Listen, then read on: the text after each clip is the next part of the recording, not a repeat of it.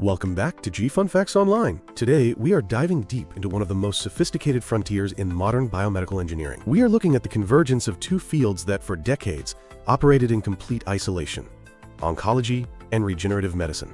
Specifically, we are exploring how a material that is both ancient and futuristic, magnetic nanoparticles, is being used to rewrite the rules of bone cancer treatment. To understand the gravity of this technology, we first have to look at the clinical reality. In the world of orthopedics, there is a brutal paradox. On one side, you have the oncologist. Their job is to destroy. Whether it is a primary bone cancer like osteosarcoma or metastatic disease that has spread from the breast, prostate, or lung, the oncologist's goal is to kill malignant tissue.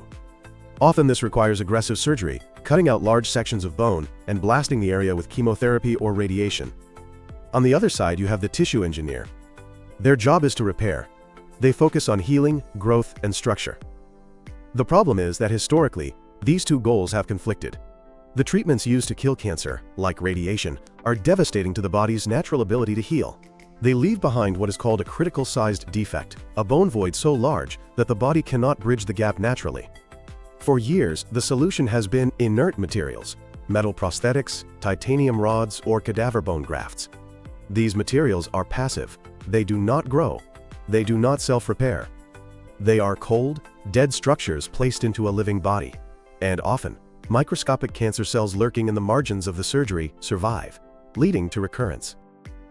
We are now entering an era where we don't have to choose between killing the cancer and saving the bone. We are seeing the rise of smart nanotechnologies that bridge this gap. This is the era of theranostic platforms, systems that can simultaneously seek and destroy tumors and then guide and repair the skeletal destruction left behind. At the heart of this revolution is a specific type of material known as superparamagnetic iron oxide nanoparticles, or SPIONs. Let's break down the physics here because this is where the magic happens. We are talking about materials at the nanoscale, between 1 and 100 nanometers. At this size, magnetic materials like magnetite and magamite behave differently than the permanent magnets you have on your refrigerator. A fridge magnet has remnants. It stays magnetic, but superparamagnetic nanoparticles have no magnetic memory. When there is no external magnetic field, they are neutral. They do not clump together in the bloodstream. They circulate freely. But the moment you apply an external magnetic field, they react with incredible precision. This gives doctors an on-off switch inside the human body. The primary weapon in this arsenal is magnetic hyperthermia. This is the kill phase. When these nanoparticles are exposed to an alternating magnetic field, a field that flips direction thousands of times per second, they generate heat. This isn't chemical burning, it is physical kinetics. Through mechanisms called Néel relaxation and Brownian relaxation, the particles vibrate and rotate, creating friction. By tuning the frequency of the magnetic field, clinicians can raise the temperature of the nanoparticles to between 42 and 45 degrees Celsius. This specific temperature range is crucial. It induces hyperthermia. Cancer cells are structurally disorganized and have poor blood flow, which means they cannot dissipate heat well. At 42 degrees, cancer cells die. But healthy bone cells, which have better vascularization and heat shock responses, generally survive. This allows for a level of precision that radiation simply cannot match. Imagine a scenario where a patient has a bone lesion. Researchers have developed magnetic bone cement, a mix of standard medical cement loaded with doped ferrites. A doctor injects this cement to stabilize the bone fracture. Then, the patient is placed inside a magnetic coil. The cement heats up, cooking the tumor from the inside out. The beauty of this system is that it is repeatable. Radiation has a lifetime toxicity limit. You can only zap a specific area so many times before you destroy the healthy tissue forever. But with magnetic hyperthermia, the weapon remains embedded in the bone. If a follow-up MRI 6 months later shows a new growth, the doctor simply turns on the external field again. No new surgery, no new radiation, just flipping the switch. But the technology goes beyond just heat. We are also seeing the development of magnetically triggered drug delivery. One of the biggest issues with treating bone cancer is that chemotherapy is incredibly toxic to bone marrow. It suppresses the immune system just when the patient needs it most. Smart magnetic nanocarriers solve this through spatiotemporal control. Imagine a nanoparticle coated in a special thermoresponsive polymer. Think of this polymer like a wax seal. At normal body temperature, 37 degrees, the seal is solid, keeping a high dose of chemotherapy, like doxorubicin, locked inside. The particles are injected and guided to the tumor site using high-gradient magnets.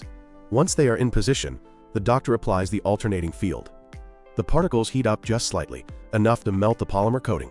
The drug is released effectively only at the tumor site. This creates a hot zone of therapy, while sparing the patient's kidneys, heart, and healthy bone marrow. Now, let's pivot to the second half of the equation, the repair. Once the cancer is suppressed, we have to rebuild the bone. This is where the concept of wireless tissue engineering comes into play. Bone is not just a hard stick, it is a piezoelectric mechanosensitive tissue. It follows Wolff's law, which states that bone grows in response to mechanical stress. If you lift heavy weights, your bones get denser. If you go to space, your bones dissolve. Magnetic materials allow us to hack this biological signaling pathway. By embedding magnetic nanoparticles into a biodegradable scaffold, we can create a structure that physically vibrates when a low-frequency magnetic field is applied. This creates a magnetomechanical actuation. When stem cells attach to this scaffold, they feel these tiny vibrations through sensors on their cell membranes called integrins. The cells interpret this vibration as mechanical load. They think the bone is being exercised. This triggers biochemical signals, specifically the MAPK and BMP pathways that tell the cell to turn into bone. The cells upregulate osteogenic genes and begin depositing calcium faster and more organized than they would on a static implant. We are effectively tricking the body into healing itself faster using magnetism. Furthermore, this magnetic stimulation promotes angiogenesis, the formation of new blood vessels. As the nanoparticles degrade, they release iron ions. Interestingly, a controlled release of iron mimics hypoxic conditions, stabilizing a protein called HIF-1 alpha. This tricks the body into thinking it needs more oxygen, causing it to grow new vascular networks. This is critical, because without a blood supply, new bone will die. The pinnacle of this research is the dual action system. We're seeing the development of core shell nanocomposites. Picture a particle with a magnetic core for heating and a bioactive glass shell for healing. In phase 1, you use a high-frequency field to heat the core and ablate the tumor. In phase 2, the bioactive glass shell reacts with body fluids to form hydroxycarbonate apatite, which is the mineral equivalent of natural bone. In phase 3, as the material degrades, it releases calcium and silicon to genetically stimulate regrowth. This is a complete ecosystem of care in a single material. Even standard titanium implants are getting an upgrade.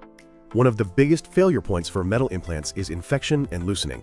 By coating implants with magnetic nanorods, doctors can perform a thermal shock treatment to sterilize the surface if an infection begins, without removing the implant. Simultaneously, the magnetic coating attracts circulating stem cells, locking the prosthesis into the jaw or limb more securely. Of course, this technology is not without challenges. We have to manage thermal dosage carefully. Overheating can damage nerves. We have to worry about biodegradation. The liver and kidneys can only process so much iron at once, so researchers are looking at magnesium-based alloys that metabolize more easily. We also have to solve the physics of penetration depth. Heating a particle deep inside a pelvis without heating the skin requires sophisticated coil designs. And finally, there is the regulatory nightmare. The FDA has to approve a product that is simultaneously a drug, a medical device, and a hyperthermia therapy. But despite these hurdles, the outlook is incredible. We are moving away from the era of cold steel and toward warm, living, responsive materials. Imagine a future where a patient with a metastatic femur lesion avoids amputation entirely. Instead, they get a minimally invasive injection of magnetic hydrogel. They wear a smart knee brace for 30 minutes a day that activates the gel to sterilize the cancer and then vibrates the scaffold to regrow their missing bone. They keep their limb, their mobility, and their life. This is the convergence of magnetism, biology, and engineering.